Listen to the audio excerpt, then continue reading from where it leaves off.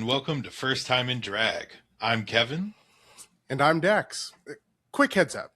The audio and video quality in this episode are not ideal. We would love to say it's intentional. Yeah, but it's not.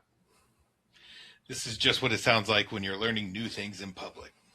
The good news, it improves. The better news, the conversation is still solid.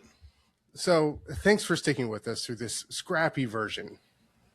Now, let's get into it. We are not members of the LGBTQ plus community. We approach this podcast as learners, not experts. Our intent is to educate ourselves and engage thoughtfully, not to exploit or speak on behalf of others. The opinions shared are our own and may not reflect everyone's experiences. We welcome feedback and invite correction so we can continue to grow and be better allies.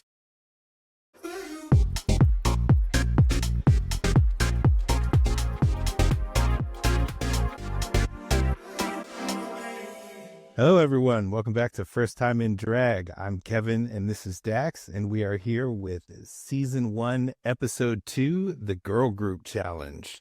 This is a big episode. Very excited about this one. Also wanted to take a quick second at the top of this episode to apologize for the poor audio we had in our last shoot. I do think we fixed it this time. Hopefully, fingers crossed, we don't have any surprises when we're done with this recording. Hey, listen, we're not professionals, but if you want to sponsor us, we could be professionals. That's one day. Yeah, true. Episode 2, we're already out there for sponsors. Absolutely. It's sponsor farm all day. All right. This is a big episode. This was a big one. It was a little bit different from the first episode. We got to see a lot more of the drag queens and like them working back in the workroom and their prep and everything for the Maxi Challenge. So I thought this was interesting. Any first takes from you, Dex? As difficult or as different, as this episode was, I actually found it kind of difficult to notate because it was like less structured than the first episode. Yeah. I think this is a little more indicative of what we'll see with the rest of Drag Race. Some episodes are a little bit more structured than others, kind of depending on what the challenges are. But there was a lot of like just workroom footage. So it kind of just offhand comments and notes from me while we were going through that. But yeah, definitely less particular structure for this episode for kind of recording reasons. Yeah, it was really interesting. It just kind of like melted into like standard reality TV overall. I expected to be able to dive into like different challenges and like take it as like a more serious competition type of something that I could critique. But it was really, really hard to like put notes into this season or into this episode, right? Because it was just kind of like a lot of internal interaction. Yeah. Less to like specifically critique from a performance standpoint or anything, especially compared to like the photo shoot we had in the first episode. Right, exactly. Yeah, that being said, the girl group challenge is a big deal. This is a staple throughout Drag Race, so you definitely see this more. I did not expect to see this in season 1, to be honest, and I certainly didn't expect to see it as episode 2.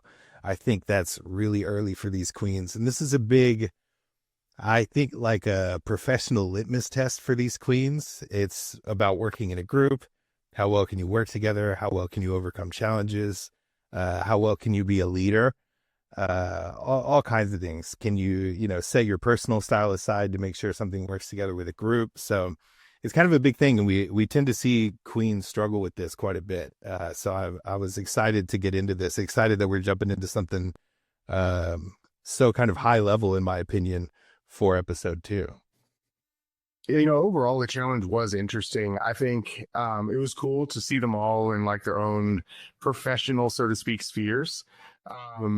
But I find it interesting that you see this as really early for this type of challenge, because when was like the first season of American Idol? Because this was 2008. Oh, yeah. Right? Yeah, that's like thousands, I think. Yeah, the first season of American Idol was like 2002, right? And American Idol, at least in the early seasons, I don't know, it's been a really, really long time since I've watched, but in the early seasons, like a group challenge where you would get together with a group and like do choreography, work through an entire song that you're assigned together was like the second thing that you would do. You would audition, they would give you a ticket, they would fly you out to Hollywood, sometimes just to go do this group challenge and go right back home, right? So like I feel like this is lifted directly out of like early 2000s competition TV. So it feels kind of right being episode 2 from someone that's just like watching this for the first time. Yeah. Yeah, and I think that's a fair point. Overall, there are quite a few things in Drag Race that are kind of directly lifted. I think we talked about this in the first episode as well. I think maybe not. The inspiration for Drag Race, I believe, was America's Next Top Model. So I think they tried to like model the show around that, but there are definitely more aspects to this than just modeling and fashion. So I definitely feel that they probably pick and chose some things from other competition shows, and the girl group challenge being something they might have snagged from American Idol definitely tracks. You know, it's funny that you know, kind of restate the America's Next Top Model steal. Because in the first episode, I had no idea that I was supposed to be paying attention to what they wore. Honestly, I don't know what I thought drag was. It's very obviously like a fashion thing. I don't know. I was expecting American Idol. I don't know what I was expecting. But then like we got into it and you started commenting on their clothes. I'm like, oh shit, I have to have something to say about what they're wearing. Yeah, I was curious what you'd think jumping into the first episode cold like that. But yeah, fashion is definitely a big aspect of this, and I'm sure that probably tracks now that you know a little bit more. Yeah, now I get it, I think. Yeah. A big part of this whole thing is the look that you generate, right? That's a big part of drag in general. So yeah, this is definitely set up to be an interesting episode. We have a lot of, I think, opposing personalities in this group for them to be forced to work together, and I think we see that a little bit later in the episode. Also very excited that this is like a Destiny's Child theme episode, because who doesn't love Destiny's, man, right? Oh, I was so excited when they brought out the Destiny's Child song. Oh man, I was so in love. Yeah, great stuff. So yeah, really excited for that. Let's jump in. For anybody who is just joining us or needs a quick reminder, I'll go through these queens one more time.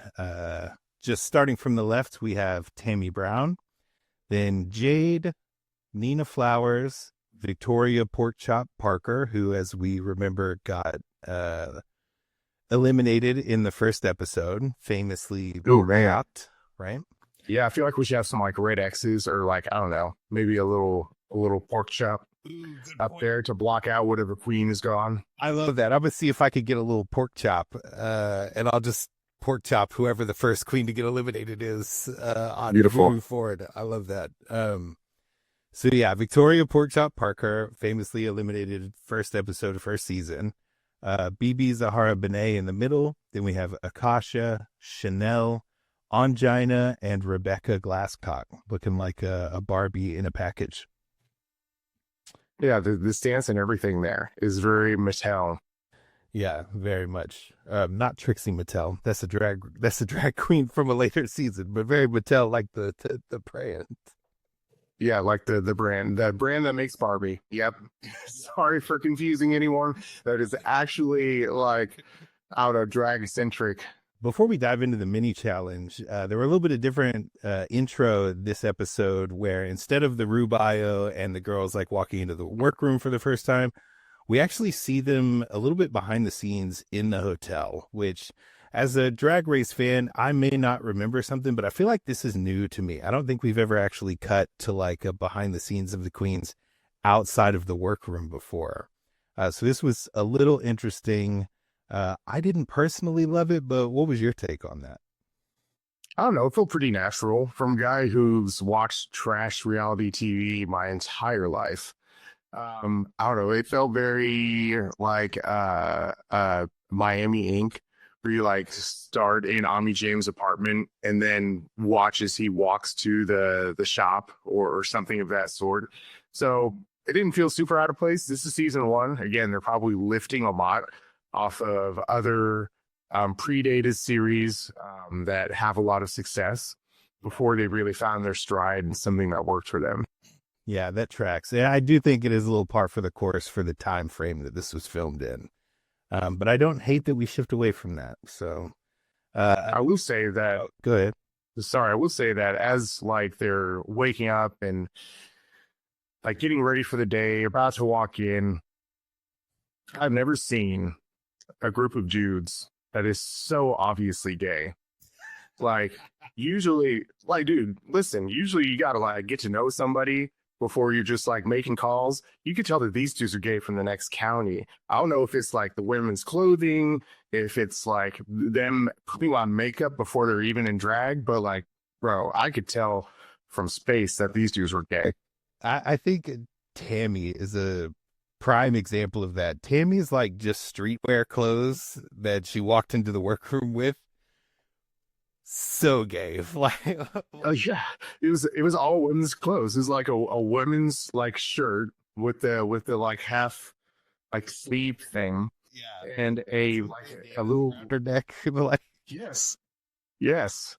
it was a vibe. Like, it definitely read like the gay teen in a teen drama at high school, that we had to like make it apparent that this person was the gay character. So they really went all in on the outfit. So yeah, I thought that was funny. There was also a little teaser at the beginning of the episode, a clip of Angina saying, and I quote, "I'm gonna have to put my balls behind my body today." So I wanted to get, what was your first reaction to hearing that? My first reaction is, I don't know how that's physically possible. You're like, by law, your balls are connected to your body. So like putting them behind your body, not going to work. Now, if we got like a super duper tug going on, listen, man, we're all men, or you and I are men here. But you, Listen, even the drag queens, we're talking about men here, right? Yeah. That's why they got balls to put back. And you can like, I don't understand how tucking works. So just to like go ahead and cut into this, Angina talks about like not enjoying tucking because it hurts. Mm-hmm. But like, and I get that. There's probably like quite a bit of discomfort, especially when you're wearing tight clothing.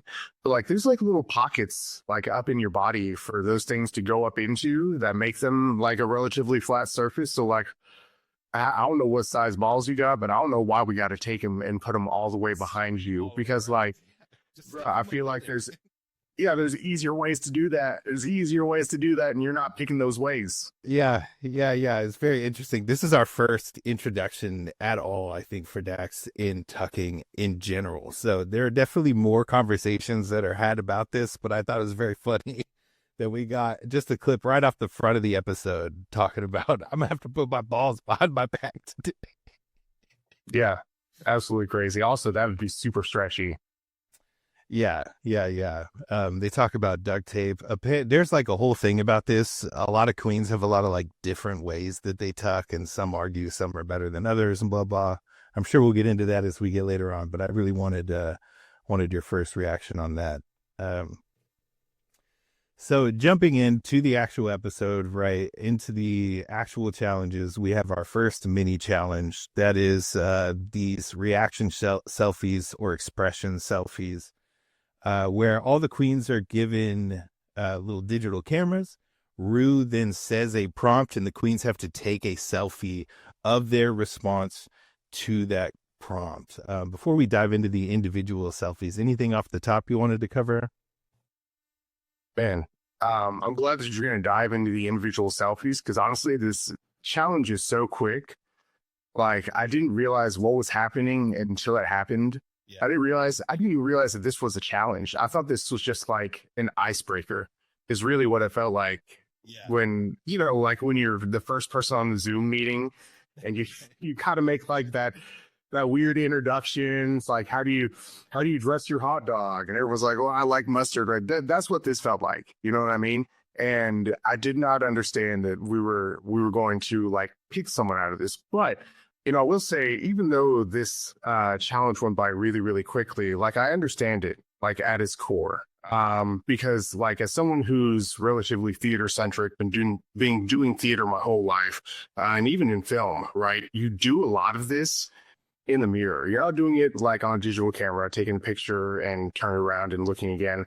But you're doing a lot of this in the mirror most of the time to really understand like what your face looks like and certain expressions. You have to understand what your face looks like when you're making certain expressions and squeezing certain muscles in order to know like how you're coming across, right? If you don't do this work, then you're really just kind of guessing at it. So that works for both theater and film. And I can kind of see like the crossover here and why this challenge for how quickly we went through it was actually semi-important. Yeah, definitely. I think there's a theme in general for the challenges that they do to try to keep them relevant to the career path and like what it means to be a professional performer. But I do agree. This one it was pretty lightning quick, especially if you compare it to the like quote unquote mini challenge that we had in the first episode, right, where we did the whole photo shoot. That was a big deal. It was a big production. It took a pretty significant amount of the episode. And then in this one, we have Rue come out, like we get our little she-mail intro. Then the Rue comes out and it's like, hey, I want you to take pictures of yourself. Here's some cameras. Let's do this. Like 5 minutes later, we're done. So it was very, very quick. But to your point, I do think this is still kind of an important thing for the queens to do. And overall, I think the queens did a pretty good job. The one thing I did notice was that Rebecca did not get featured in a single image. No, you're right. You're right. She really didn't. But honestly, her faces were probably better than some of the faces that we saw in the images that were featured. Yeah, man. Before the pictures even started, like Tammy's and I hate that I have to hate on Tammy all the time, but she makes it so damn easy. Tammy's default expression is "I just smelled a fart." That is the default of her voice. Yeah, it's not That resting default, bitch face. It's resting stank face. Resting fucking stank face, bro, and it is bad. It's bad. Yeah, it's like funny because I understand that her character is supposed to be this like really old school camp. It is kind of funny, but I will say, and this is something that we see in other queens kind of throughout other seasons as well, but Tammy has a really hard time of letting her specific character go and adapting to like what the challenge calls for or needs, right? You have to be flexible. As a performer, you have to be flexible. And Tammy is so incredibly inflexible. Yeah, and I think that becomes pretty apparent throughout this episode. But let's jump into the shots we have. So the first prompt we get is you just found out your Louis Vuitton bag is fake. And these are the three that are featured: Chanel, Jade, and Angina. I think Chanel's got an intense look. Chanel almost looks like she's finding out from the person she's buying the bag from the moment she bought the bag. Like she just spent 10 grand on it and just found out. And now she's about to kill whoever's on the other side of that counter. Like that is an intense face. Honestly, this is the most time I've gotten with these faces. Because I'm telling you, in the episode, it's like a fly. You get maybe 1 second, maybe one whole second of this image on the screen. So having it separated out like this really kind of brings awareness to even what's going on here. My gosh. I will say that where Chanel is like, I don't know, super extravagant. This is something that's going to work on stage, right? Whereas Jade feels much more realistic, which is something that works really, really well in film. And then Angina, I'm not sure that that's like someone stole my Louis Vuitton bag. That's more like I didn't know that. Like they just learned a new fact. I really didn't know that. Thank you for letting me know. Of soap opera surprise, I think, with Angina's face. Like this is like the face you get in a soap opera when someone's like a strange twin shows up that you didn't know they had or something like that, right? Yeah. This is what was the thing? This is a T face. Definitely. Angina's got a T face. Like, tell me more. Didn't or something. Yeah. Yes. Jade actually got something really, really expensive stolen. Chanel, I don't know. Chanel takes it something bad. I don't know what. Yeah. I was Chanel look crazy angry. That's a super villain look. The eye color and just getting the dead on pupil is really doing it. Really doing it for me. Yeah. And maybe the Justin Bieber haircut. Also that for sure. The next prompt we get, these are the next rounds, is sad news. Cher just announced that she's retiring for real. And we have BB, Tammy, and Akasha. Yeah. Thoughts? I'm with Akasha on this one. Yeah. I'm not really a Cher fan anyway. I mean, I don't know that I'm happy about it. Maybe happy for her. Like, hey, you'll have to see, what is it? Believe in, like, Life After Love. Is that the name of the song? That's the only Cher song I know. I think it might be one of the most popular, but that's like, you don't have to sing that song anymore. You're welcome. Retire. No one's really missing it. You know what I mean? We all know no one's really missing it. So you go on ahead, you take your time. Akasha is definitely like celebrating, but I'm like, more on Akasha's side than Tammy and BB here.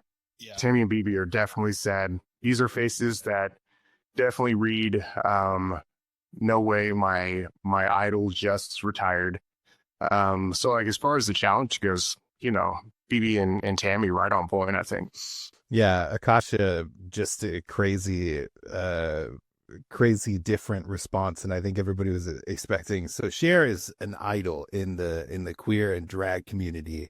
So that's definitely a recurring theme. I think right after we talked about this, Angina did like a little Cher impression, like Queens talk about Cher. Cher's like a big deal. So a recurring theme. I also don't know a ton about Cher. So just as two straight guys watching this, like we maybe also lean a little bit on Akasha, like just don't care that much.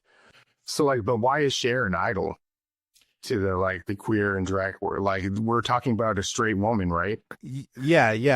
There are a lot of straight women that are idols, and I think, and obviously I'm not the best person to answer this, but I think it's because she's such a diva, like just queen diva moment. You know what I mean? Very like, it's about being a diva. Yeah, kind of Okay. Mariah Carey energy, the energy, okay. like, yeah, just strong, independent women, right? I feel that. I'm down for promoting that. I didn't understand like the connection. Yeah, I hear you for sure. I keep getting a little bit of green popping up on your back, so I'm trying to adjust that a little bit, but yeah, it's okay. Early podcast days. Yeah. So yeah, you and I think lean a little bit with Akasha here. Like, my goodness, thank goodness, Cher, you can take a break finally. But there are definitely more Cher moments to come throughout the seasons. It's a big deal. Rue also loves Cher. It's like a huge Cher fan. So you'll kind of see as time goes on, like, doing things that Rue is particularly a really big fan of is considered like a really risky thing, because Rue is very critical of stuff that Rue personally is a big fan of, right? Interesting, because like, maybe I'm simple, but if I'm judging my own show and you do something that I'm known to like, it's like you did your research. That's like, yeah, bonus points for sure. Yeah, if you pandering to me it because Rue likes it, yes. But sometimes the queens don't know that Rue likes it and does it anyway. And that's that's definitely, they don't do it well. Yeah, and this Akasha's photo got a big reaction out of Rue. Rue thought this was hilarious. So that's always bonus points. If you're getting Rue to laugh, you're doing something right. I think Rue calls out that that they had Botox done. Like, if I hadn't had Botox, you could see that I'm smiling or laughing or see some expression. Maybe. Like, I gotta tell you, Rue, you did not have to tell me that you had Botox done, because their face is like stone. Okay. Like absolutely, there is no movement in their face except for the lower lip, just like just like BB's got here, that like third world lower lip going on. Like Rue pushes that third world lower lip as well. You know what I'm saying? And that's the only part of Rue's face that moves. I swear to God. That's funny. That's funny. I'm gonna have to pay more attention to that, but that's hilarious. All right, we have one last prompt. This prompt is somebody cut the cheese. We have Angina, Akasha, and Nina Flowers here. And I do want to say, before we get into this too much, how is Nina Flowers going to be the only one out of focus? How are you out of focus? I don't know if you guys can tell in the video that much, but this shot is blurry. Nina's shot is blurry compared to Akasha and Angina and everybody else's. And I saw it in the episode. I'm seeing it again here. Like, just how did you manage to be that sewing machine behind her, by the way, perfectly in focus? Perfectly in focus, yes. Yeah. Hilarious. You know, Nina's whole personality is just a little blurry. Like just kind of some blurred lines with Nina for sure. I'm a little sad that Tammy didn't get picked for this one, so I could finally give Tammy some props. But because her default is stank face. Face would have been good. Akasha and Angina featured twice. Yeah. Featured twice. But again, this wasn't hard. Making a stank face is not difficult. They all pretty well nailed it. Yeah. They just looked disgusted. Maybe Rebecca. Was Rebecca even in the damn room? Well, I don't know. Rebecca was out sick today. Like, actually, that's not true. We know, I'm going to jump back. So we know Rebecca was there because of the little shoulder that pops up in Jade's. Hold on. Where is it? Where's my camera at? Where do I go? Which way? This way. This way. That way, yeah. Right up over there in the corner of Jade's. That's Rebecca. That's the only representation of Rebecca we get through this whole challenge, which is hilarious. She's in everyone's hearts, so that's all that matters. Yeah. I kind of clock Rebecca as a bit of a boring queen. I think this might demonstrate that she's a bit of a boring queen because we just don't see her at all. There are literally 8 queens left, and they show 9 photos, and Rebecca doesn't make a single one of them. And that's terrible because with the last name Glasscock, you got to show up. You have to show up and perform because that's such an awesome freaking name. Yeah. Rebecca Glasscock, come on. And you're going to be like the least standout? Get out of here. And so far, the least funny, which is kind of wild. We also get... these people are funny? Shut up. Okay, I was waiting for the funny moments. So. Yeah, we get a nice little cameo of the sound guy in the background of Akasha's shot here, too, which is kind of funny. Guy looks like the kids in gym class that don't want to participate, so they just sit. You know what I'm talking about? Why am I here? Yeah. So overall, this challenge was very quick, relatively boring and uninteresting, though I do recognize the importance, especially for what you're talking about, of being able to demonstrate facial expressions extremely well. So definitely see that. We do have winners announced on this one. We have at the start, Rude announces that Angina won and then has a little wait, there's more moment. And then we say Akasha also wins. So 2 winners, both of them got featured twice in all the photos. So I think it kind of makes sense. Your thoughts, opinions, you think these are the winners? Well, sure. I don't know. It's hard to judge who's winning here. I think they all did fine pictures, fine expressions. Yeah. The expressions that we picked didn't really have much of a range to them to be able to decipher who won or who lost. But I do think that this was an excuse to get to the 2 really only strong alphas in this competition to go head to head, which leads into the main challenge, right? Oh, interesting. Yeah, that's an interesting take. I love calling these queens alphas. So yeah. Up next, we kind of jump quickly into this. I think it's because they wanted to show a lot of that workroom drama. We jump pretty quickly into the Maxi Challenge, which is a girl group challenge. The queens are to split into 2 groups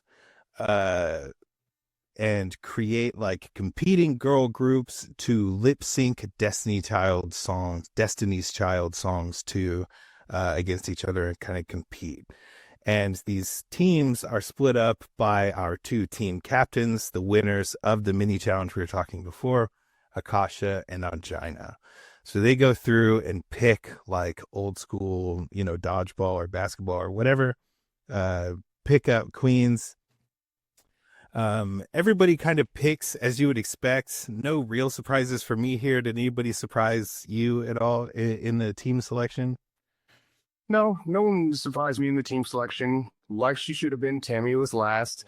But what did surprise me is when Tammy was picked, she says, "I'm with the black girls." Like, wow. Damn, this is 2008 for sure. This is definitely 2008, walking up saying, "I'm with the black girls."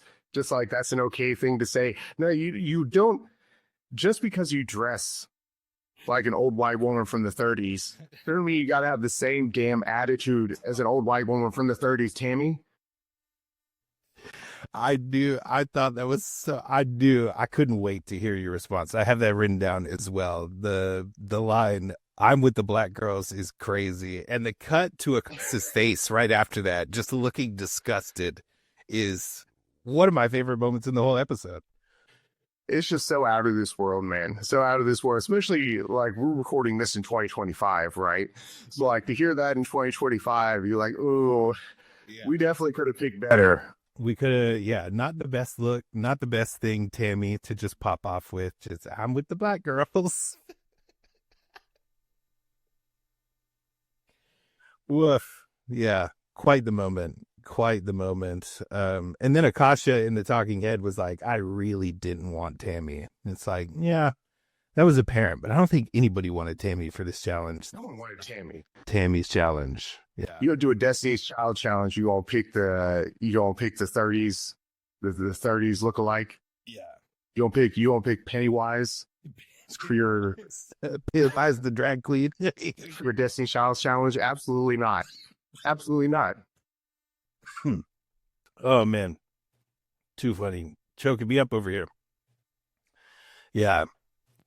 So the queens kind of split up. We have our two teams. On the left is Angina's team, and they chose the name Serving Fish. I think it's fair, honestly, given who's on the team. I see your head's kind of covering up some of their names, but the song they have, "Thank You." Oh no. Let's get it. There we go. There we go. Better for sure. I'll scoot you out of the way for a second. The song name we get, or the song they get is "Say My Name," which is a classic. We have Angina on choreo. Nina is doing the hair. Chanel is doing makeup, and costumes is Rebecca. Then here, let me go ahead and get you back up here. Perfect. The other team, we have 3D. This is Akasha's team, and we have Jade on choreo, BB on hair, Akasha on makeup and costumes with Tammy. I'll move myself out of the way a little bit for that. So both of these teams kind of set up. I had relatively low expectations for 3D and kind of the group that they were going to get it, like just the performance they were going to do in general. Tammy, obviously not the biggest help in general for a challenge like this. And then on top of that, we just have a really poor attitude from Akasha. Like, here, I'll bring myself back up. Just a poor attitude from Akasha kind of throughout the episode. So I think we can get into that a little bit more whenever we dive into the individual performance for each team. But I wanted to hear your take on, after the teams were selected and they kind of assigned their roles, they were given the option to pick songs. And I think it was like a bag that they were handed. It was a little hard to tell what was going on because it was kind of ruckus. But Akasha jumps up and like grabs the bag and then body blocks Angina from being able to see what the other song is, so she can like look through it and pick. So I wanted to hear what your thoughts were on that as like a tactic. I'm cool with that. We're in a competition. You know what I mean? I'm going to look at both songs. I'm going to choose the one that I think is best. Maybe I'll feign that we're going to make this democratic, but in reality, I've got these cards. It was two envelopes. It was two envelopes, the pink and blue envelope to choose from. In reality, I've got these envelopes in my hand, and I'm going to choose the one that I want. And you're going to do the one that I don't want. So, like, it's a competition. I don't care about that. I'm with that. I take more issue with what I think we're going to get into, which is like the overall like management and how this whole like behind the scene build went for these two teams. Yeah, which was definitely a big thing. There's a ton to talk about there. Can you shift your camera frame a little bit? It's cutting off the top of your hair just a bit. What if I did this? Oh, boom. Perfect. Brilliant. Okay. Yeah, we'll definitely get into that. I tend to be a bit more of a sportsman, so I think that was a little unsportsmanlike to just kind of control it and own it. But I definitely see the argument. This is a competition. I'm in charge of my team. I want to make sure we're set up for the best. So if I have the opportunity to pick and give you the leftovers, like, you should kind of take it. So if you ain't cheating, you ain't trying, Kevin.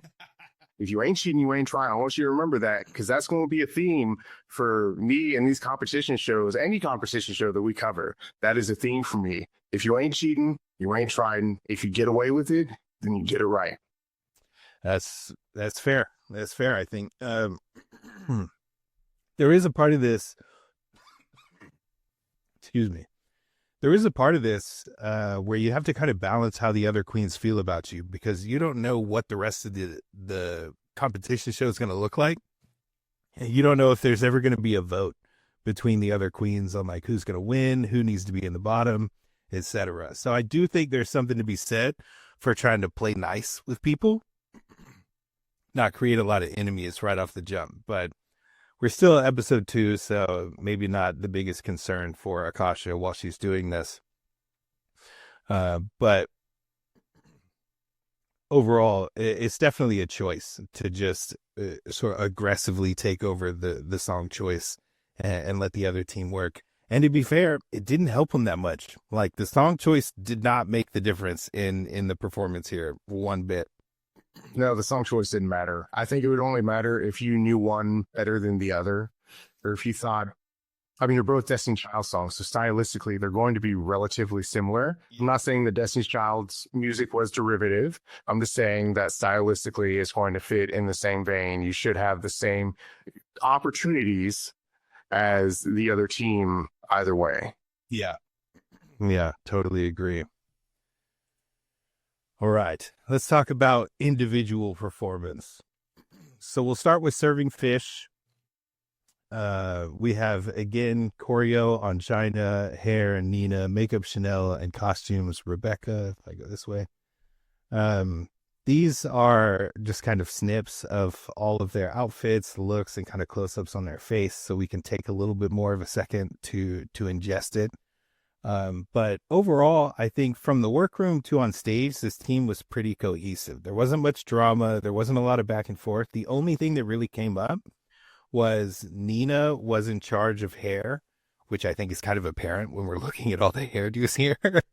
And Chanel had mentioned that all the hair looks like large Texas pageant hair, I think is what she said. And she wanted to see a little bit more variety and maybe do something a little different. And I don't disagree with that critique, honestly, especially seeing them all right here next to each other. It is the same. It's almost the same hairdo, just different color wigs for each of the queens.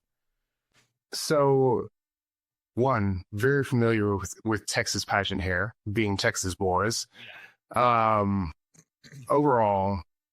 I think, so it's hard for me to comment directly on the hair because I knew that this was going to come up. It's hard for me to comment directly on the hair without me commenting on the whole thing. And I think overall, like, editing didn't do this team justice, because going through it, you never really got the feeling that everyone was working towards like a unified style. Whether it felt like everyone was going off and Chanel was designing the makeup in a vacuum. Then hair was being designed by Nina in a vacuum, and all of these pieces were being designed in a vacuum. So when it came out, none of it would be cohesive. I think that they did really, really well at making a cohesive look here. Not only with the big hair, which, by the way, in a girl group, I get that. Was it Chanel wanted like more dynamism when it came to the hair? However, there's nothing wrong with matching when we're talking about a girl or boy group. I think matching actually almost comes off better than having like that sense of dynamism. I'm gonna get that word right. Between each queen girl member. So the fact that the hair came out like big in 80s, and then the costumes were like almost 80s stylized with big pops of color and stars everywhere. Like they looked like the girl, like some girl pop 80s group hair band. Like it was great. Honestly, I think it came off really, really well. Even the makeup was like very, very heavy eyeshadow, super 80s, like heavy on the eyeliner. So I'm not sure, because one of the notes that I had overall is that no one here can like manage overall. Because I felt like Angina and Akasha weren't doing their jobs of editing people in order to create a whole style for their team. But again, I think editing did us wrong here, and this team as a whole kind of popped off, man. Yeah, I'm definitely inclined to agree with that. It did seem like they were working in a bit of a vacuum, and I wonder if editing felt like they wanted to, because there was so much drama on the other team, I wonder if they tried to edit this team to look like a little bit of a balance, so it wasn't just 30 minutes of the other team having drama and no info on this team while they're doing anything, right? Yeah. So I don't know if that's what drove it, but I do agree. I think they did a fantastic job coming out with cohesive looks. I'll say for the hair specifically, and Nina kind of, when we get to how they're individually reviewed, Nina kind of shits on herself some, but I do think that could have been a moment for them to each have a little bit of a unique aspect, because the costuming and the makeup are all so similar. We probably could have gotten away with a little bit of a variety in the hairstyle. And I also think in general, and I'm by no means an expert on girl groups, but I think typically with girl groups, the hairstyle is one of the things that really differentiates each member. And as like an example, drawing Huntrix from K-pop Demon Hunters, or like common K-pop girl groups and stuff like that now, where a lot of the costuming and makeup and stuff will be very similar, but the hairstyles, maybe like anime characters, that's kind of how I see it, right? All anime characters look the same, except they have like different hairstyles, and that's how you tell them apart. So I think Yeah, I hear that. I hear that. I think there's different ways to go about that. I think here their differentiation was in the costuming, right? One had like the short shorts, one had a mini skirt, one had like a longer like angle cut skirt. Some of them had sleeves, some of them didn't have sleeves. Where the green was different. Some of them had green across the chest, some of them had green on their sleeves. Like I feel like, you know, when it comes to like these girl boy groups, like the way that they differentiate really kind of changes based on the group. So like it didn't bother me that the dynamic wasn't coming through in the hair, and that you were differentiating yourselves in similar but different cut costumes. Yeah, I can totally agree with that too. I think on the whole, both of us agree that this group did really well, really solid. From the actual performance, let's take a second and just talk about the performance itself. I think the choreo was pretty solid. I guess we'll talk about the performance, and we'll talk about how each queen's individual role kind of played into that. We already talked about costuming quite a bit, which was Rebecca. And I think props to Rebecca on here. We don't see a lot of Rebecca in this episode. She doesn't really get called out a ton in the judging either, But I do think she did an astounding job on the costuming. That was her role, and I think it all looks cohesive. It was all done well. So props to Rebecca here for sure. Yeah, I agree. Like we said, the costuming overall kind of made this. The makeup was good, the hair was good, the choreography was what it was. But overall, the costuming here is really kind of what I feel like set this team apart. Yeah, so let's talk about the choreo, because Angina's in charge of the choreo here. And through practice and rehearsal, we kind of see that Nina is the weak link when it comes to remembering and executing on the choreo.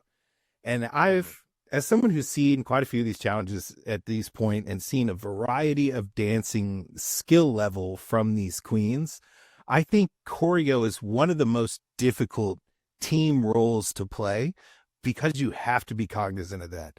You need choreo that doesn't look super basic and simple, but is still achievable from like non-dancing queens, people who don't have any training or anything, right? So it's a hard balance there, because we don't want these queens to come out here and look like, the four moms got together in like a little after school show and did their little step turn, step clap kind of choreo. You know what I'm saying? Like, you need to elevate it beyond obviously amateurs up here doing amateur choreo, but you need to keep it simple enough that somebody who doesn't know anything about dancing and cannot dance can still feel like part of the group. And I don't know that Angina do you have to keep it simple? Even though this is a group challenge, this is an individual competition. Yeah. And if I'm in charge of choreography, honestly, if I'm good at dancing, I'm going to make it as difficult as I possibly can. Because I don't care if you're on my team or you're on the other team, I'm going to look good doing it. And I'm still eliminating the weak competition that's in the game. I see where your head's at, but you also got to consider the performance is not the only thing they're being judged on. And the whole team's performance comes back to Angina. So Ru, and this definitely comes from me seeing more of these and seeing more of what the judging process looks like, but they 100% consider if you as a team leader make choices to damage the rest of your team and highlight yourself. Like, that is certainly something they talk about. It's something they've mentioned for other queens. And I think that kind of goes into like Akasha's approach to this, where you can see she really doesn't give a shit about the rest of the team and how things are going. She really only cares about herself. And like, she's probably the extreme end of the spectrum you're talking about. But there is a part of this, right, is also about how professional you are. Like, if I were to hire you to come work in choreo something for me, are you going to do this? Are you going to be shit? Like, or are you going to be competent enough to create a choreo that spans the skill level of the people you're working with and still looks good, right? So there's definitely an aspect of being considerate of how the rest of your team looks and not setting them up for failure just to try to make yourself look good, right? That's tough challenge. That's really tough, because coming from theater, right? The choreo is the choreo. Yeah. And if you can't meet the level of that choreography, I promise you there are not 100,000 people waiting to take your spot that can do that choreo. In fact, in college auditions, you have all of 30 minutes to learn 32 bars of choreography that you've been shown once or twice in a room. And then you have to go out and do it. And that decides your admission. Hell, in normal standard auditions for professional productions, you get shown the choreography once or twice. You have 30 minutes to go outside and practice it, and you better have that 32 bars down, because that decides whether you're a lead, you're in the chorus, or if you're even hired at all. In fact, oftentimes chorus dancers are taken to a higher standard than even the leads. Yeah, like I definitely hear that. And I think that's kind of the dynamic of being like an individual competitor versus a team competitor, right? Where like, everything you're saying, I think makes perfect sense and is directly analogous to this. But if you take that kind of team mentality and transition it to something else where you are required to like rely on your team, and potentially pick up where part of your team is lacking in certain areas. That sort of self-centric mindset doesn't work as well there, right? And I think that's part of this challenge as a whole, is like Angina is put in a position where not only does she have to worry about herself and how she looks and making sure she has a way to stand out, but she will also catch flack if any of the other queens do poorly based on decisions she makes, right? So she's in like that kind of catch-22 of, I need my group to win and I need to look good, versus fuck my group, as long as I look good, I don't care, right? Well, overall, I will say that all of the dancing from most of these queens was relatively underwhelming. It was hard to call a performer out of any of these queens. At least on the dance front, right? I would agree with you on that. I think the choreo was very simple and underwhelming. And to that point, Nina not being able to follow it at all, like not hitting a single beat, not hitting a single beat the whole time, was rough. And it was hard to watch. And I think Nina was aware of that. Because when we get into the judging and we kind of talk about these individual girls, Nina says that. In fact, we go through all of their individual sort of talking points. The judges don't say a ton. I do have written that for Rebecca, when the judges are talking about them after they get sent back to Untucked, the little area, they wait for the judges to deliberate. Santino says, and I quote, "She just needs to take more risks with her movements." Like, Missed that. What the fuck does that mean? I don't like Santino, so I like my catchphrase while Santino's a judge on this show is just "shut up, Santino." Like, I don't think he ever has a particularly good take on anything. That's funny. Like, every once in a while he lands on something, but for me, like, this take in particular, how is that actionable for Rebecca? Like, at all? Angina did the choreo and Rebecca kept up with it. So like, what? I don't just. Yeah, that to me reads like, well, that to me reads like you don't have enough energy. You don't have enough energy on stage. You need to take more risk with your movement. It's a little bit too poised, a little bit too put together, and it's coming off almost like slow motion. He didn't say that, but like, that's how I would interpret that. Yeah. And that's probably what he should have said, versus like an Angina that is very explosive, almost to the point of being distracting. I think that there could be more poise in Angina's movement, but I do think that, especially having someone on stage like Angina to contrast to you, someone that's really, really well put together and poised like Rebecca will come off as like almost like you're moving through water. Okay. Like maybe a bit too rigid or too slow. Yeah. Got it. I still hate Santino, but that's fair. Yeah. So I think overall these queens did well. Makeup looks great, I think. Thoughts? Yeah. I mean, there's nothing like stand out about it, but it looks, I think they even said like, we want this to be fishy with like a little bit of pop. And I would say that they accomplished that.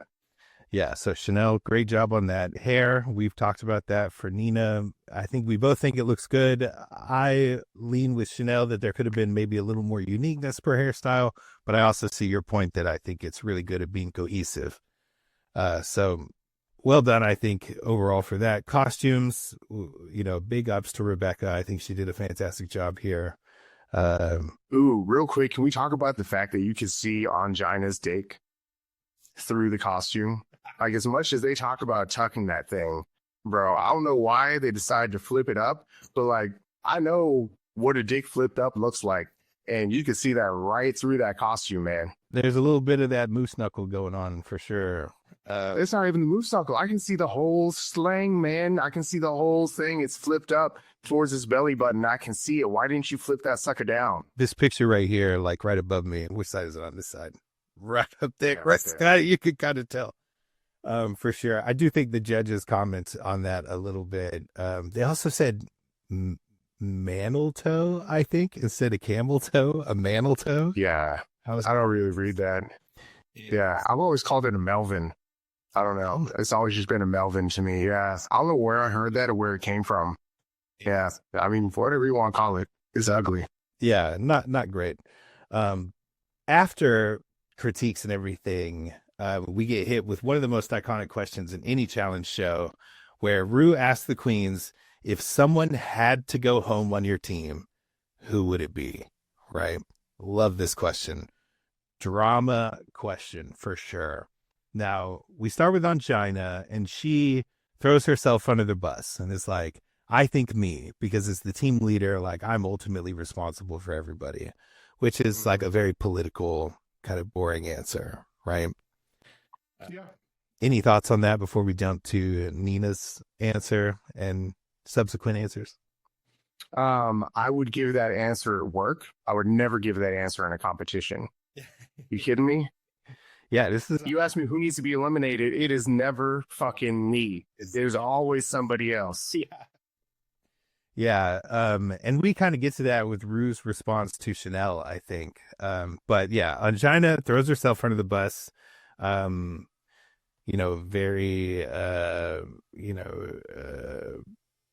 blanking on the word here, but throws herself under the bus, says, I'm the leader, kind of taking responsibility, etc. It's a boring answer, honestly.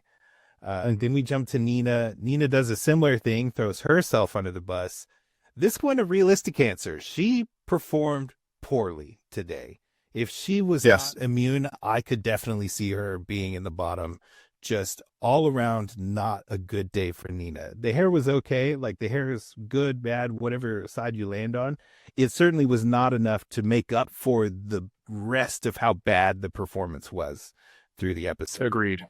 Yeah. Yeah. If we're judging based on your performance, good job on the hair, but damn, you can dance. You can dance. You couldn't dance. I don't think she knew the words. Like, I think she was messing up the lip sync too. I don't know if it's because she was in her head about the choreo, but overall, just from the start to the end of the performance, out of sync, did not do well. So, yep. Definitely agree with Nina's answer with Nina. Then we get to Chanel, and Chanel has this kind of, I don't think I can answer this question the way you really want me to answer this question. And that's when Rue's like, I want you to be honest. Like, if you want to say every other bitch up here needs to go home but me, that's fine, right? And Chanel goes, okay, then Nina. Like, based on performance and because she has immunity, I think Nina. Actually, she says specifically only because Nina is playing like this stupid political thing again in a competition. Yeah. Only because she has immunity, I'm going to say Nina. Trying to say that I'm saying this just because I know that it's a throwaway answer, which, like, fuck you for that. Yeah, I agree with that. And we all know you're saying Nina because, one, Nina's a strong competitor. Two, she did horribly today. Shit, terrible. Yep. Like, you should have just stood on business and been like, Nina's a strong competitor. Today was her bad day. If I could get her out today, I would. You know what I mean? Straight up. I think I would have respected that a little bit more. And then we get to Rebecca.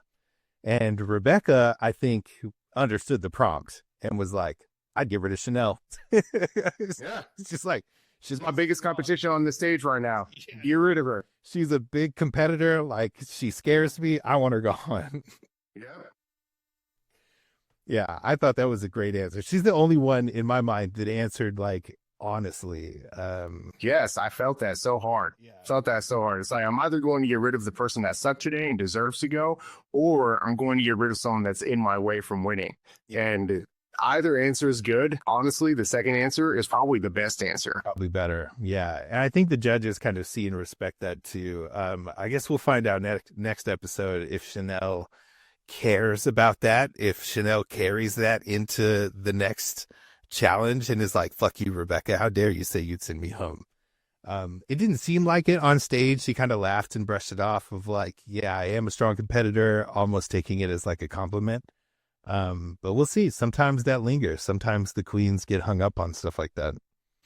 Oh, she does. I need some more chips on the shoulders here. Like, I feel like Akasha and like now Angina are the only two people that feel like strong alpha competitors here, like really done in for the sack. I mean, we got they got like $20,000 on the line, like a photo shoot, some type of like sponsorship with Absolute Vodka. I don't know, like a whole bunch of shit. They got some career building stuff on the line for sure.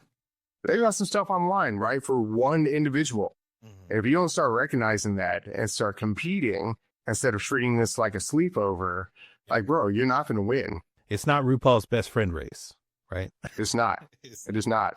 And even in a best friend race, someone's got to win. Someone's got to win. So yeah, it's not RuPaul's magical funny sleepover. No. It's RuPaul's drag race, boy. Yeah. You better, what does she say? Put on them tucking panties, son. Get that shit tucked back. Get ready to play. Yeah, get ready to play for sure. So it's like, if you're not starting now, you better start soon. You better start seeing this as a competition. And every single one of these queens needs to go home but you. Like, that needs to be straight up. You got for sure. So yeah, of course, as I'm sure everyone can expect, these queens are safe. They end up being safe. There isn't really a winner for this challenge, but these queens and this team overall is safe. And they did pick a winner. Did they? Did I miss that? They picked a winner. I think it was Angina. I think Angina won. Okay, good job. Good job, Angina. I'll update my notes. Yeah, fantastic. And I think, honestly, well-deserved. I think she did a good job in the performance. I think she did a good job leading the team. Chanel, even when they're talking about it, comes out and says, you know, Angina was a great leader. Like, I was happy to be on this team, things like that. So well-deserved. I think Angina deserves to walk away with this one. Yeah, you know, I think, again, editing did them wrong, because I wrote down in my notes before they came out and performed, like, what I say here, is obviously an actual manager or leader in life somewhere, right? Like, maybe day job, but forgot to follow up and definitely didn't bring the vision into one. And that's where I said the editing made it look like they were all performing in little silos, doing their own thing. Yeah. But then later on, Chanel kind of gets into Nina like, hey, it's all big hair. There's no dynamics. I don't know if it's going to fit overall. And then we just go straight into the performance kind of. So I think that there was some editing going on. There was some managing and follow-up going on to be able to mold this thing into a vision, as is evident by what actually came out, because it is one cohesive unit. Yeah, 100%. So yeah, I agree with that. The editing did kind of do Angina a little dirty, did this whole group a little dirty as a whole, I think. And likely, in my opinion, likely because they wanted to play up what little drama did happen in this group, compared to just the stark contrast that was 3D. So let's jump into them. 3D. So here are all of our queens. Your favorite, Tammy Brown up here. Their song, Independent Woman, right? Oh, we lost you again. Okay. You quit leaving out of the way. I'm sorry. I was trying to move out the way so they could see the fucking words, and my camera followed me around. I'll move you. See if you can get us to zoom back a little bit. Yeah, there it is. Oh wait, that's just me leaving. That's just me leaving fucking back. But now is it zoomed in again? Dude, shit. Hold on. Maybe if I get too close. Zoom out. We should leave this in. Song Independent Woman. We have Jade on choreo, BB on hair and makeup. BB on hair, sorry. Makeup is Akasha, and costumes is Tammy. I'll scoot myself over a little bit for that. So let's dive into it. I think there's a lot to talk about with this group as a whole. And a lot of it is going to be centered around Akasha and her just overall attitude for this entire episode. Honestly, I think this picture right here does a pretty good job of demonstrating that, and the like overall group picture here. I'm going to jump back in this prezo a little bit. So this picture over here on the right with Akasha standing separately from the other three queens doing something completely different in the back. And this is like the only photo I could find of all four of them on stage together. That's how crazy disjointed this was. Yeah, it was pretty bad. Yeah, jumping back into this, Akasha, just attitude from the jump. You know, not wanting Tammy is one thing, but just not working with your team as a whole is crazy to me. So to me, Akasha is not a leader whatsoever. Yeah. Akasha may be an alpha. Akasha may be very loud, but Akasha is not a very good leader. didn't really work to edit their team and create a unified vision. And this is where I wrote down, Rue said, where is it? Rue said, in charge of, not executing the. So while you may be in charge of makeup, it doesn't mean that you are only executing the makeup. And this may even kind of bleed into the other team strategies. I'm not sure that I saw this work out very well either. In my mind, because it looked like this spanned 2 days. It looked like they had half a day in the shop. They had a week. I think they have a whole week. That's even worse. That's even worse. Like, listen, man, no one here can time manage then. No one here can time manage whatsoever. You need to have a design period where each of these individuals are working to design and you're editing their design to create a unified vision. But then what happened was Akasha sat around and played with their nails and was drawing most of the time because they were designing makeup on these flats to have everyone's makeup laid out. And then the people that were doing actual work, like fixing up the wigs, sewing the damn costumes together, were like strung on time because they were sitting there and they were the only ones doing that job. No, even from the last challenge, we could see that everyone can do every single one of these jobs, right? So you need someone to design it. You need someone at the head of it. But in reality, you should be passing on those designs to the queen, and that queen should be doing their own job of creating their costume, fixing up their hair, doing their makeup.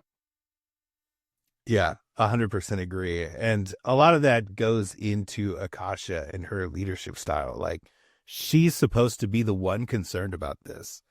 Like, I don't think it registered at all that Akasha was on the hook for the whole team's performance. It feels like from the jump, she only cared about how she looks and didn't give a shit about anybody else. And I think that came through really heavy in the performance as well, where she was doing a separate show. She was on the same stage, but she was in a different show, performing a different song with different people or something in her head. Because not once, where Nina messed up because Nina was trying but just couldn't get the choreo, Akasha put no effort into being part of the team, part of the group. And I think it was super apparent in the performance. Yeah, I mean, Akasha comes across as someone, and I'm saying this because I am one of these people, someone who is talented but is not skilled. Let me give you an example. I can sing. In fact, I have such a good ear that I've been cast in professional productions just because I can hear something, right? And right off the bat, be able to sing it back to you. I don't have perfect pitch, but I have a really good ear and I can find my pitch, right? But I do not know music theory whatsoever. If you handed me some music and said, here, sing this without hearing it, I would be screwed. I'd be absolutely screwed. So I'm very, very good at replicating, even in sport, I'm very, very good at replicating what I see or what I hear. And I think Akasha is one of these people that is relatively passable at replicating what they see, what they hear. They've gotten where they are because they're talented. They've gotten where they are because they're loud and an alpha. But when it comes down to it, they don't have the skill in each of these disciplines to actually be effective, and definitely not skilled enough to be a leader. Yeah. Yeah, I definitely hear that. And I think to contrast where Angina was and kind of the clips we do get of Angina being a leader, and then the end result of what their team put together, like almost polar opposites of the spectrum. Yeah, absolutely. Yeah. And to be honest, in a girl group challenge, competing with Tammy Brown on your team and you are the worst performer on stage, that's a problem, right? So hold on. Akasha was distracting. Akasha was a bad leader. It's going to be hard for me to agree and say that with Tammy Brown up there doing whatever the hell she was doing, that Akasha was the worst performer on stage. She may be the second worst, Kevin, but I tell you what, she sure as hell ain't the worst. Because listen, Tammy Brown had nip slips. Tammy Brown didn't know or couldn't do the choreography. Tammy Brown didn't know the words. Akasha, while she couldn't do the choreography very well, fell back into it sometimes. She at least knew the words. Like, damn, Tammy Brown, was it looked like her first time at a black church. You know what I mean? She didn't know when to stand up. She didn't know when to sit down. She thought the singing was over. The singing wasn't over. Then she thought the singing was still going. She's the only damn one singing when the reverend's trying to give some service. Like, it's bad. It was bad, man. That's funny. And you know, I think that's a fair point. If we were to snip Akasha out on her own and just put her on stage by herself, and then snip Tammy out on her own and put her on stage by herself, Akasha does do a better show than Tammy. Definitely. Tammy is a mess the whole time. Both of them, especially in the context of the challenge, horrible in my mind. Like, Terrible. absolutely terrible. Significantly worse than Nina. Like, Nina did not do well. Poor girl did not do well. Tried and put the effort in, and you could at least see that. You could at least see that Nina wanted to do well. Tammy looked checked out. Tammy just wasn't here for it from the jump. I think I even wrote in my notes, Tammy's just getting fed up with the whole thing, I think. Like, not trying Yeah, to she didn't even try. Yeah. It was from the minute, because she came out, she was doing costumes, right? And she came out and she had some ideas for costumes which were totally whack. And they got shot down like they should have. Yeah, I wrote down, don't nobody want a cape, Tammy? Don't nobody want no damn cape, Tammy? They're not wearing capes out there. We're trying to dance like, you ever see Destiny's Child with a cape on? Hell no. Yeah. The problem is she'd never seen Destiny's Child is the problem. Awesome. She didn't know if they had capes on. Her thought of Destiny's Child was the damn Justice League, evidently, the way that she wanted to do those costumes. And then she got shot the fuck down. And then she went on and didn't care about the rest of the challenge. And look where it got her. She looked like a fucking fool. She didn't even make the costumes well enough to stay on. Her nipples were popping out. Yeah.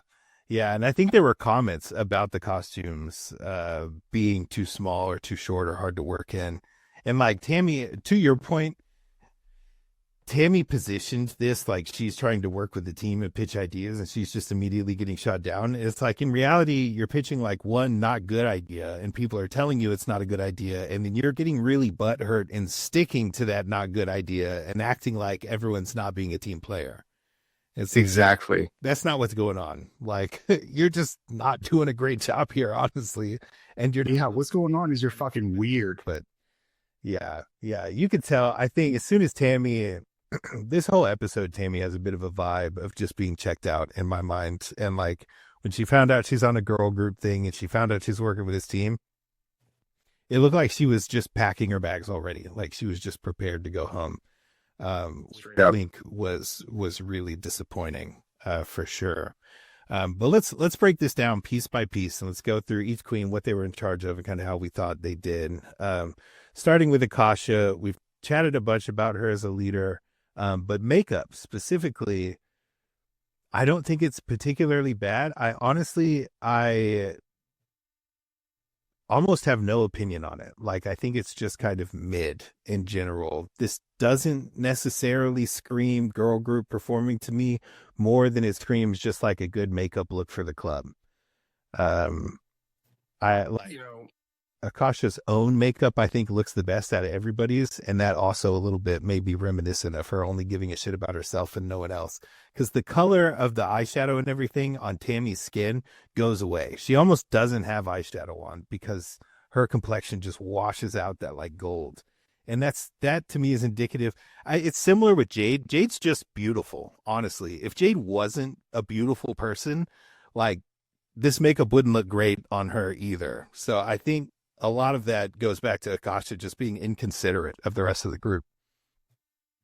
Yeah, I think actually they kind of addressed this in the build up to the performance, in that Akasha seemed to be just designing makeup for herself and not designing makeup for everybody else. So everyone else actually had to like jump in and work on their own makeup, because Akasha spent a week, I guess, or 2 days or however long this was, just drawing her own makeup. And again, that's reminiscent of someone that just isn't experienced enough, doesn't have enough of the skill to be able to apply what she knows about herself to the rest of the team.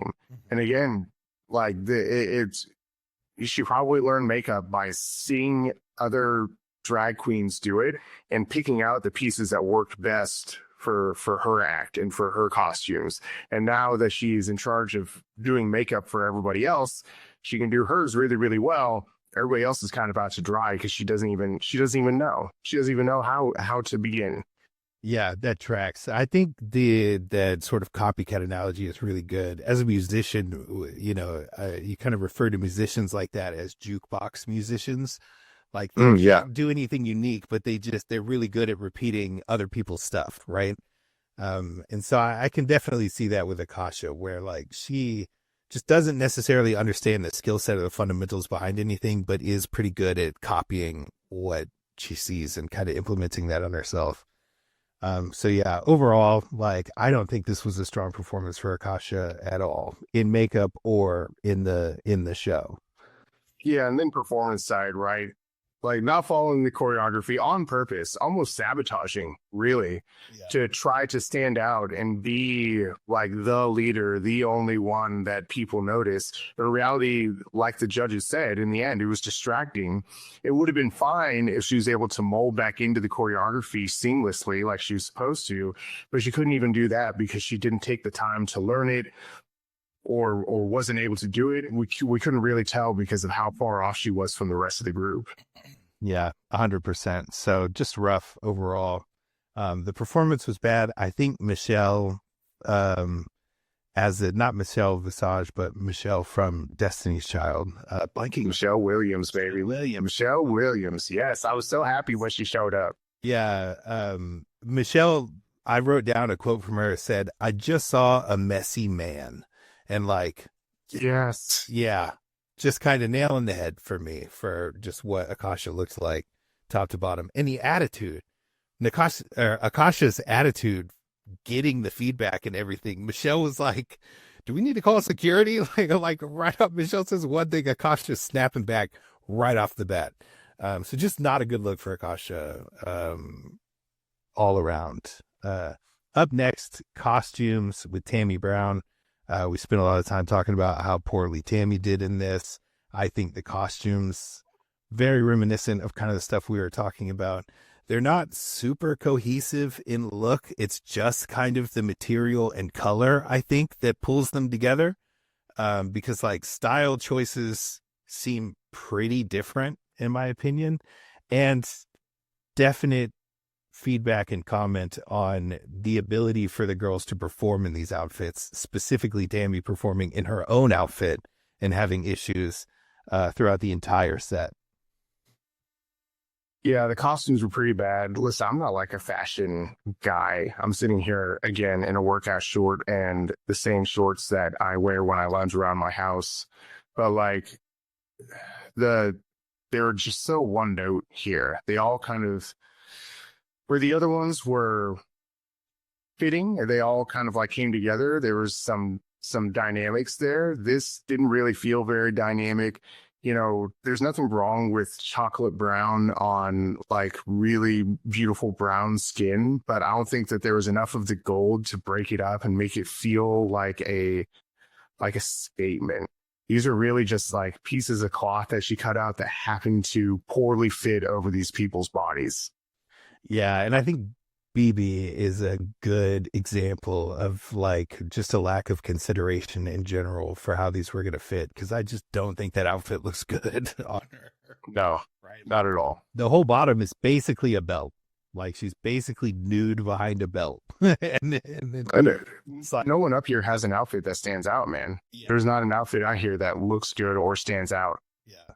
100% true. And on top of Tammy's just poor attitude and poor performance in the thing, like just not a great showing. Jumping over to choreo and Jade. Before you dive in, the things I have for this, it was really hard to judge the choreo as a whole. I wrote specifically hard to judge because Akasha was wandering around like a 3-year-old playing with the older kids. Like, that's what it felt like. Akasha was all over the place and there was like no direction. So it was essentially 3 queens. Well, it was 2 queens doing choreo with, you know, Tammy Brown doing something next to them and Akasha in her own world. So I think Yeah. it was really difficult to judge as a whole what the choreo would have looked like. So I'm kind of giving Jade a little bit of a pass here. Yeah, overall editing again did Jade wrong in the fact that we didn't really get to see much of the choreography because Tammy and Akasha were so damn bad that it was the only thing the cameras could or would look at. Yeah. We're talking, I think they did this for like, I don't know, 30 to, 50 bars. I don't know how many there were, but it was a relatively short period of time. And we just didn't get to see the choreography. I don't even know what the choreography was supposed to be. I don't think any of them probably executed it aside from Jade. But yeah, again, Akasha and Tammy were so bad that it just kind of got overshadowed. You just have to take it with a grain of salt that maybe the choreography was okay. Yeah, they really pulled away from the rest of the performance. Finally, Jade as a whole, though, sorry, just talking about Jade's performance and like final look. Jade again, like probably looked the best. Even out of the other team, like this is with the bad costume on and everything, like makeup, look, like looked the best. But she's just too damn sheepish to stand out whatsoever. Doesn't have like that dog in her to get out there in front of the camera, make the camera look at her, make the judges notice her. Which sucks because like, yeah, I guess like, we've talked about like fish, like the fishier it is, the better it looks to me in this context. And I think Jade has that on lock. yeah, I think out of everybody, Jade and Chanel looked the best. Just standing alone, makeup and everything. I think those two looked the best, and that's giving Jade this not great costume. And then finally we have BB. BB is in charge of hair. Now, I do think there are some things to be said about some of the individual wigs. I imagine some of these queens were left a little bit to their own devices, but I do appreciate that BB tried to have a consistent hair look that wasn't a carbon copy of each one like Nina's was. Like each girl does have kind of their own unique hair look, and all of them, in my mind, are still cohesive to a girl group.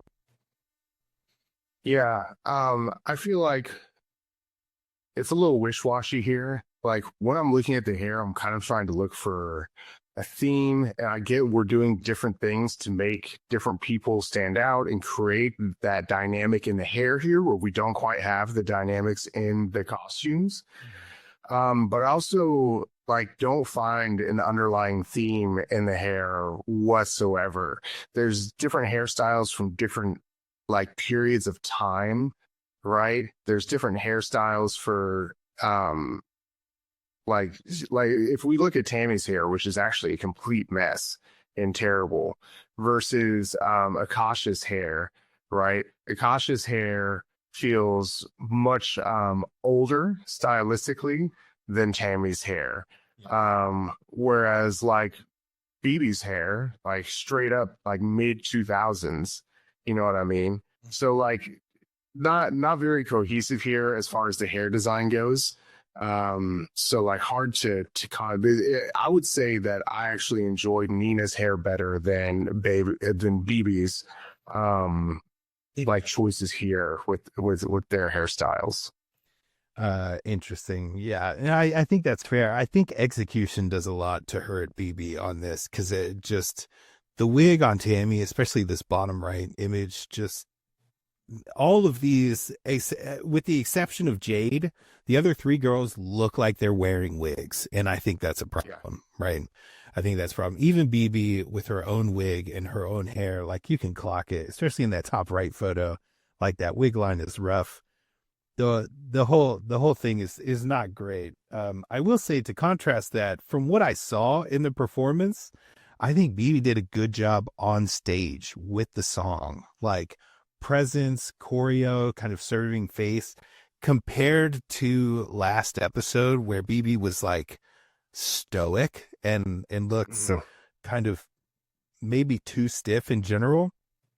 This time I really felt like, and given Akasha and Tammy are basically throwaways, I think she did a good job of bringing the energy, kind of bringing the performance, despite having a team falling apart around her. So I do want I think for that. I agree. I think the performance was strong for this. Yeah, I'm I'm gonna get a word out here in a second. You ready for it? Because I'm building up this word. And the very first word is D. I promise you, I got more than that. Wow. Overall, Evie stood out in this group. Mm-hmm. This particular challenge made it evident to me that this group of performers are very early in their performing career. Out of all of these performers, all of these queens, I can't pick one out that is just like a real standout performer. Has real actual stage presence and is really on their P's and Q's of being able to dance, being able to do all of this, is being the triple threat. Actually, and this is probably like a quadruple or quintuple threat, understanding that they're doing makeup and they're costuming and all of this, but there is no one. But in this context, right, BB was a standout performer. I personally have to get over the third world lip. I think that is a really, really weird way to try to lip sync, and definitely isn't what I've learned as a technique of lip syncing. However, in this context, BB definitely stood out. Third world lip and all. Yeah, I think this was a good showing for BB, despite the rest of the team kind of falling apart around her. It was definitely a step up from her first episode, for sure. Agreed. Yeah, and then jumping into the judges' critiques, we talked about Akasha having a bad attitude. Tammy Brown also had a bad attitude with the judges. She all but said she didn't like Destiny's Child in front of Michelle Williams, which was kind of wild. And then Rue said, "That's why it's a challenge, Tammy." And she goes, "Well, I did what I did." Yeah. It's like, just inability to take constructive criticism as a whole. Yeah. Not really showing. Being checked Go ahead. out, I think. Yeah. Yeah, being checked. I mean, just no interest in actually competing. Like, this is a competition, and if you're like not willing to be flexible as a performer, not only am I not interested in you as a performer because you're completely inflexible, but also I'm not interested in you as a competitor because you're not willing to rise to the occasion, to meet the challenge. Yeah, agreed. So yeah, as we get through the judges' critiques, we find out, which is probably no surprise to anyone, BB and Jade end up being safe. And the bottom two are Akasha and Tammy, which just, I think, apparent from the beginning of the episode, honestly. Absolutely. I mean, listen, this was a crapshoot overall. This whole episode was pretty much a crapshoot, mostly just like failed choreography, bad team players, absolute shit lip syncing, and wardrobe malfunctions all over the place. But like, if you have to take the bottom of the bucket of all of this crap we had to watch, Akasha and Tammy are the stinkiest shits with the most flies. Yeah, for sure. And which results, again, to no surprise, our bottom two, Tammy and Akasha, end up having to lip sync against each other. Well, little Tammy nips there. God. If anybody was curious about it, this is what we were graced with in the episode. So yeah, this wasn't even during the lip sync, right? This was during the challenge. During the girl group performance. So what? And like, man, woof. That is such an unseasoned performer there. Like, if something wrong happens, to make a huge face and a huge deal about it just draws more attention to it. When in reality, if something goes wrong, you should be relying on everyone else that's doing the thing to cover you up while you take care of that wrong thing very quickly, very quietly, and hopefully meld back into the performance. Yeah, don't let us as the audience know that something's wrong. And this right here, where are we at? Over here, very obvious something went wrong.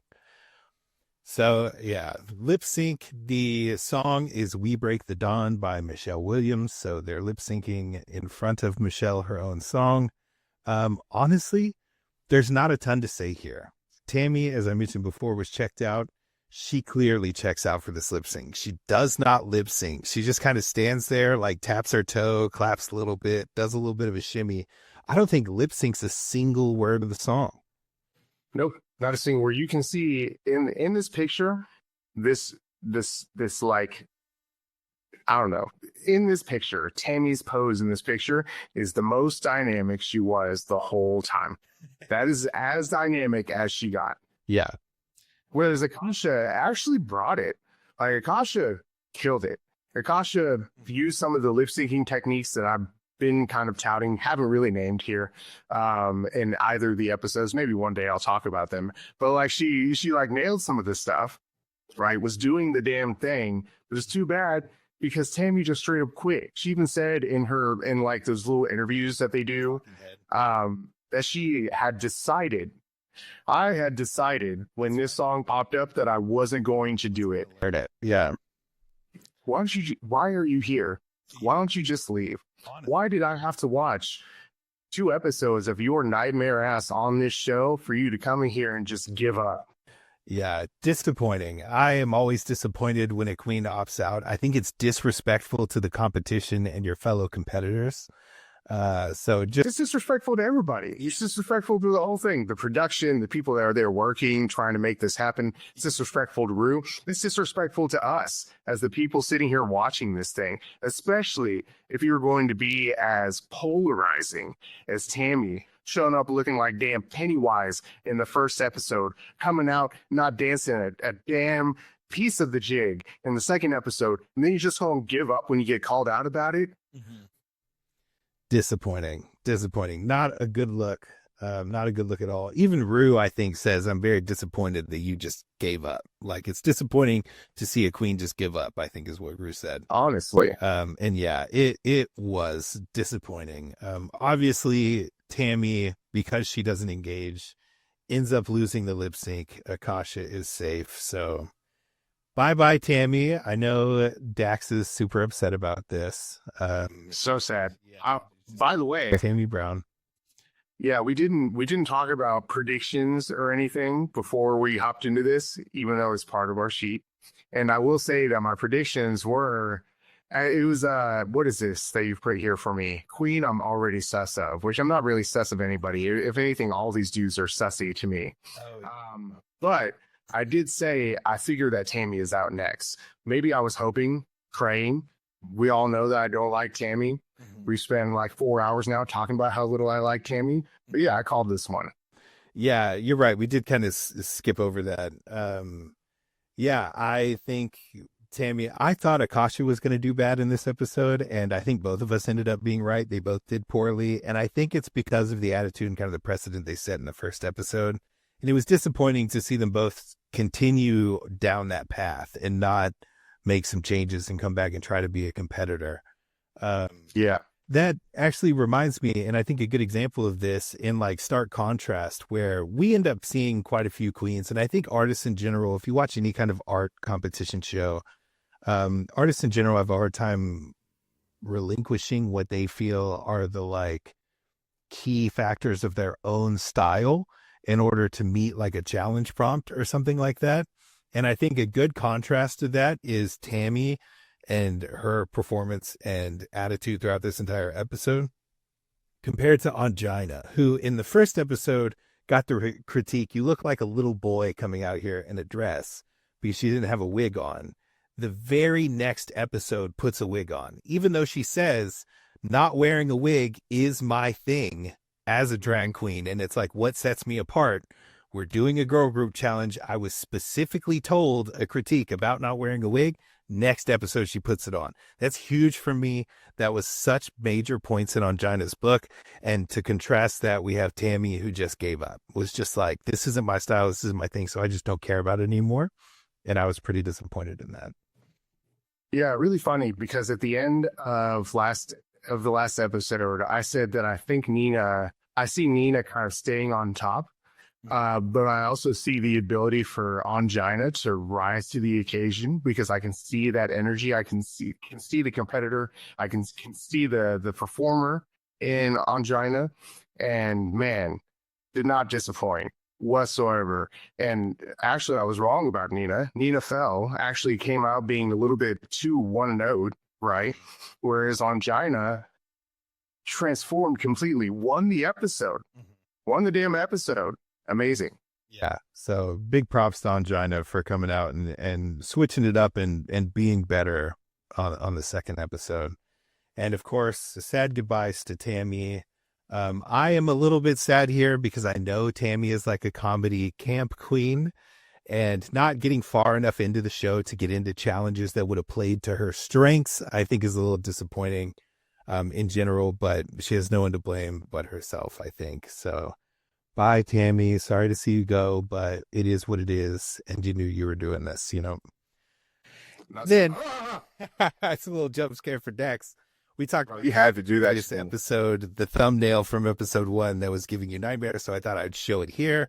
This is the infamous thumbnail that Dex keeps talking about. If you have not seen it, this is this is Pennywise. This is Pennywise Tammy that we keep referring to for sure. From the dollar store. Look at that. Like she's got that like natural stank face that we were talking about, but makes it even worse with that her lipstick up on the Like just up on here parts, It's the weird, up in the cringy thing going on. Yeah, for sure. for sure. So, final opinions, overall, personal top 3, personal bottom 3. Let's start with you, Dex. Kick it off. Yeah, sure. Top 3. One, we spoke about it. No surprise here. She won the episode. Angina, rising to the occasion, coming out of her shell, doing the things that she needed to do to win. That is a competitor, doing the things that I need to do to win. And she did it without pissing everybody off, which is even better, right?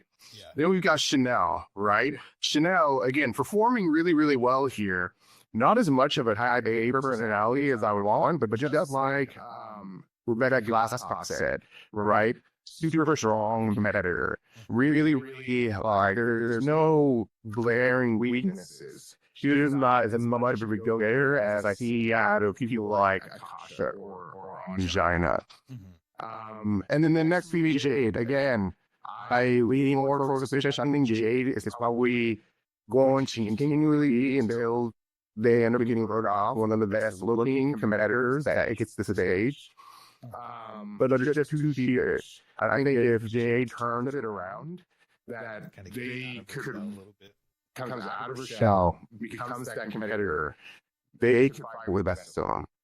Yeah, I wholly agree. My top 3, a little similar, a little different. I bumped BB up quite a bit. The whole time, I watched this episode twice. Both times, I grew a lot of respect for BB, I think, for how she handled the team dynamic. We don't get a ton of clips of BB, but you can tell she is struggling to try to work through the just horrible attitude she's getting from Tammy and Akasha. And then watching her on stage is really what kind of elevated it. Like, she had a strong performance. Had she been in the other group, it wouldn't surprise me if she was the best performing person in the whole thing. Like, I think she brought the attitude. I think she brought the intention. She looked professional on stage. Even though there were a lot of distracting things happening in that performance, my eyes kept drifting back over to her. So for me, this was a strong episode for BB and kind of bumps her up. Angina, similar notes, like the stuff I mentioned before, putting the wig on, kind of making those changes. Strong competitor, came out this episode swinging, shows it by winning the episode, was not only a great performer, but a great leader as well. Really, really strong. So BB and Angina for me, both kind of competing for the top spot, considering both episodes and kind of where we are in the season. And then Chanel, agreed, like strong competitor, no glaring weaknesses, maybe a little bit reserved when it comes to some of the challenges, could step out a little bit more, could show us a little more of herself. I don't feel a lot of Chanel as a person in what we're seeing. I just feel a lot of like a technically sound performer and an entertainer. So I'd like to see a little bit more of that out of her. What about bottom three? Who are your bottom three moving forward now that Tammy's gone? Yeah, number one's got to be Akasha. As excited as I was about Akasha's competitive spirit, this episode really made it obvious that Akasha does not have the skills to compete at high levels. If what we're working here is the high levels over this period of time, because she's really can't fit the bill. Within the bottom twice had to lip sync for their lives twice, right?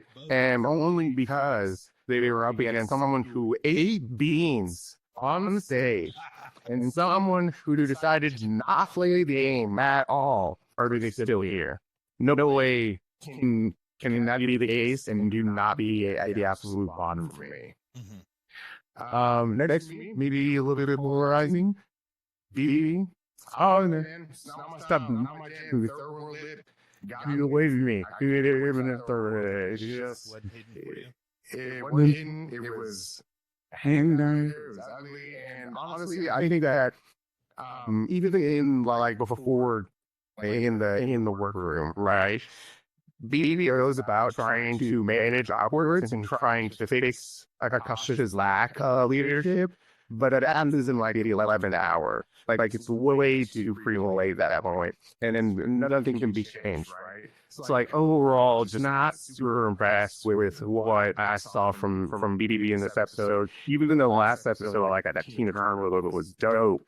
Like I just didn't feel like this episode. It wasn't for me. And then again, just like Akasha looked like a missing man, BBB still kind of looked like a man to me, in my opinion. And then there's Nina. And then there's Nina, right? I think we both know why Nina's down here. And then the bottom couldn't dance. Bad episode. All we knew was how to do big A there, as is evident in the last two episodes. So yeah, if we're one-dimensional, we got more time to bake. Yep, and it's not time to be in the competition series yet. Yeah, I can agree with that. My bottom two, I only had two this time. I didn't have a full three. Very similar with Akasha. Just, I think, very apparent through this episode that Akasha's the weakest. And unless something changes, she's probably going home next episode. And that's what I would anticipate. And then my number two bottom was Rebecca. And this is solely because we just did not see her at all this episode. We just got no Rebecca.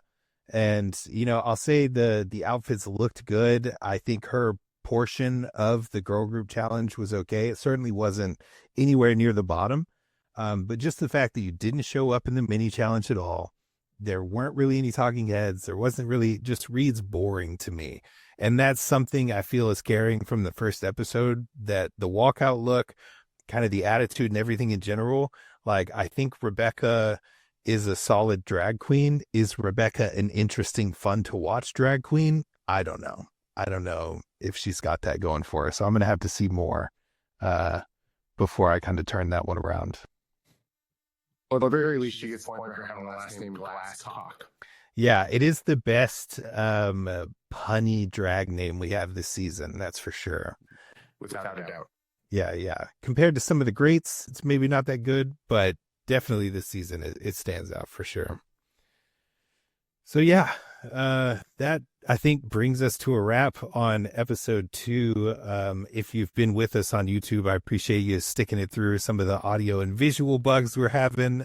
We are still new to this, so bear with us. Things will definitely get better in subsequent episodes, but I'm having a good time. I'm really liking this. I think this season's been interesting so far, and I'm excited to see the next episode. Yeah, it's been an interesting time, for sure, as an introduction to RuPaul's Drag Race and drag as a whole. I have no idea like what to expect moving forward. So, you know, I'm just going to take it piece by piece and try to gain a greater understanding as I plow through in the next, what was it, 9 episodes? However many episodes. I think there's 9 total, so we got 7 more after this one. Nice. Yeah. Very interesting. This does give you a bit of insight into how drag is, as you kind of mentioned, like more than a triple threat. Like you have to be able to do everything. Like Can you perform? Can you be entertaining? Can you dance? Can you sing? Can you sew? Can you design? Like, are you creative? All of these things, right? So that's one of the things that really draws me to the show as a whole is like, if you want to be in the entertainment business, like in general, this is a great blueprint of things and skills you need to learn and be good at. I think it extends far beyond what would be required of you in any kind of individual role. So it's very interesting to see how these queens are forced to be jacks of all trades, you know, where they can really do a little bit of everything and do it well. Yeah, I agree. You definitely hit on that. Just overall, I've never seen this volume of skill needed in an individual competition, especially when we're talking about like performers, right? Usually, like we always talk about triple threat: act, sing, and then dance. If you can act, sing, and dance, the triple threat is all you need. But yeah, these guys have to know makeup. They have to know costuming. Not only costume design, but like actual cost, like needle and thread. Like they're stitching these things together. You know what I mean? Yeah. So like they gotta know costuming, makeup, hair, not just hair, also like wig management, right? Making the wig look real. That's also completely different than just doing someone's hair. Like there's such a wide range of skill that have to harness overall that I can see why, like, overall performance side, I'm underwhelmed because there's just so much more to it than the performance, and it often leans closer to like a fashion show, which has its own style of performance, but not as like performance heavy as something like musical theater, right, or even like musical performance, straight musical performance. So like, I get why I'm trying to like frame and give myself references here, and I think overall I'm getting a better understanding. Yeah, and I think that's what's so astoundingly impressive from the queens, you know, especially in subsequent seasons that come out as just stand out in all of these categories, and they just kill it week after week out there killing it. And you're just, how can you do all of these things? How can you sing and be funny and dance and design and all these things, right? So I'm very excited to see how this grows for sure. And some of the challenges do definitely evolve. So yeah, I think it's going to be great to get through the rest of the season. Dope. All right. Again, thanks everybody for watching. Appreciate you kind of bearing with us through some of the technical issues. I hope you're enjoying this as much as we are. We will be back next week with episode 3. And please, you know, do all the things, like, subscribe, all that if you enjoy the content and you want to see more. All right. Thanks. Hey, you wrote. No one else will. So do it. Do it. Do it now. All right. Bye, everyone. Well, that's a wrap on this First Time in Drag episode. Thank you for surviving the audio and visual quality with us. We appreciate the patience. The patience and the grace. You can follow us on YouTube at First Time in Drag or Insta and TikTok at First Time in Drag Pod for updates. We'll see you next time.